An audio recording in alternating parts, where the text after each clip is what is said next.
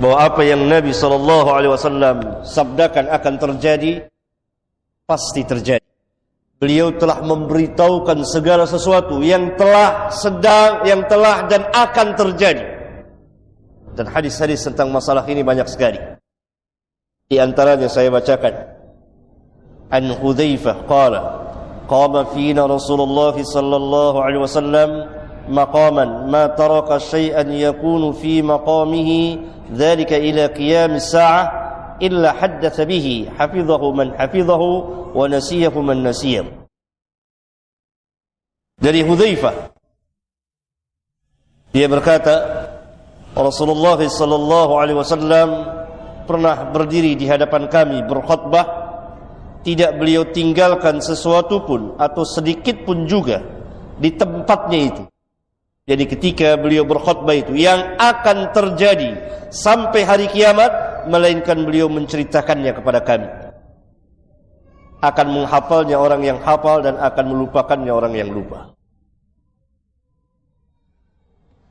Orang yang hafal akan hafal, orang yang lupa akan melupakannya. Di antara yang menghafalnya adalah Hudzaifah Ibnul Yaman. Kata Hudzaifah, Rasulullah SAW pernah berdiri di hadapan kami berkhutbah. Beliau tidak tinggalkan sedikit pun juga yang akan terjadi, melainkan beliau ceritakan kepada kami.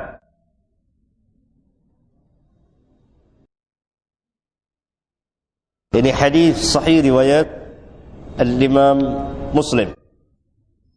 Dalam hadis yang lain berkata Abu Zaid Amr bin Akhtab, "Shalla bina Rasulullah sallallahu alaihi wasallam al-fajr wa sa'ida al-minbar fa khatabana thumma hadarat adh-dhuhr fa nazala fa shalla." Berkata Abu Zaid Amr bin Akhtab, Rasulullah sallallahu alaihi wasallam pernah salat mengimami kami, yakni salat fajar, salat subuh. Selesai salat subuh beliau naik ke atas mimbar. Kemudian beliau berkhutbah kepada kami sampai datang waktu zuhur. Kemudian beliau turun lalu salat mengimami kami, itu salat zuhur. Thumma sa'ida al-minbara fa khatabana hatta hadaratil 'asr, thumma nazala fa shalla. Kemudian beliau naik mimbar lagi, lalu beliau berkhutbah kepada kami sampai datang waktu asar. Kemudian beliau turun lalu salat asar mengimami kami. Thumma sa'ida al-minbara fa khatabana hatta gharabat asy-syams. Fa akhbarana bima kana wa bima huwa kainun wa a'lamuna ahfazuna. Kemudian beliau menaiki mimbar lagi, lalu beliau berkhutbah kepada kami sampai terbenam matahari, yakni datang waktu salat maghrib. Beliau telah menceritakan kepada kami apa yang telah terjadi dan yang akan terjadi. Jadi beliau telah mengkabarkan kepada kami apa saja yang telah terjadi dan yang akan terjadi. Dan orang yang paling mengetahui di antara kami ialah yang paling hafal di antara kami. Hadis sahih riwayat Al-Imam Muslim.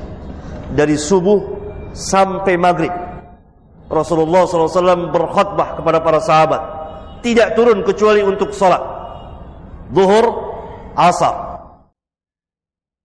Selesai salat subuh beliau berkhutbah sampai datang waktu zuhur. Kemudian beliau turun dari mimbarnya lalu salat mengimami para sahabat. Selesai salat beliau naik lagi ke atas mimbar, berkhutbah lagi sampai datang waktu asar. Kemudian beliau turun lalu salat asar mengimami para sahabat. Selesai salat asar beliau naik lagi ke atas mimbarnya. Kemudian beliau berkhutbah sampai datang waktu maghrib, sampai terbenam matahari dan masuk waktu salat maghrib. Kemudian beliau salat selesai.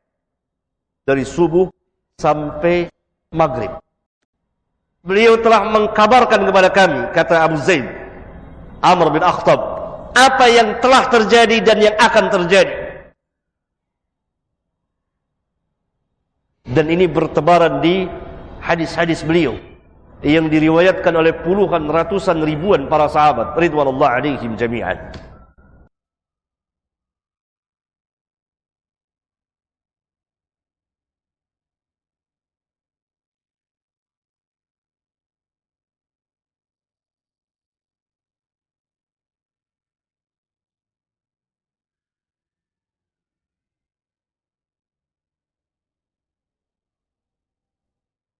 Di antara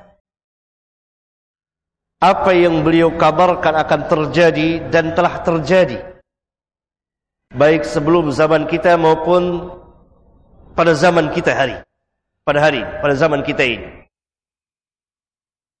Di antaranya adalah sabda-sabda beliau yang menjelaskan sesuatu yang akan terjadi dan terjadi benar.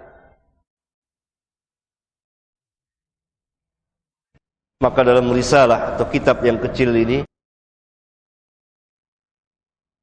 dan tentunya tidak mengumpulkan seluruh hadis yang datang dalam bab atau masalah ini, karena kalau dikumpulkan semua, misalnya kitab akan menjadi tebal dan mungkin berjilid-jilid. Tetapi maksud saya untuk menghidupkan sunnah Nabi yang mulia sallallahu alaihi wasallam dalam bab atau masalah ini. Saya batasi pembicaraan hanya apa yang beliau kabarkan akan terjadi, telah terjadi, yang telah terjadi baik sebelum zaman kita ini dan tidak berulang lagi kejadiannya, atau sebelum zaman kita dan berulang lagi kejadiannya, atau yang baru terjadi pada zaman kita ini. Bukan yang akan terjadi. Itu ada kitab tersendiri.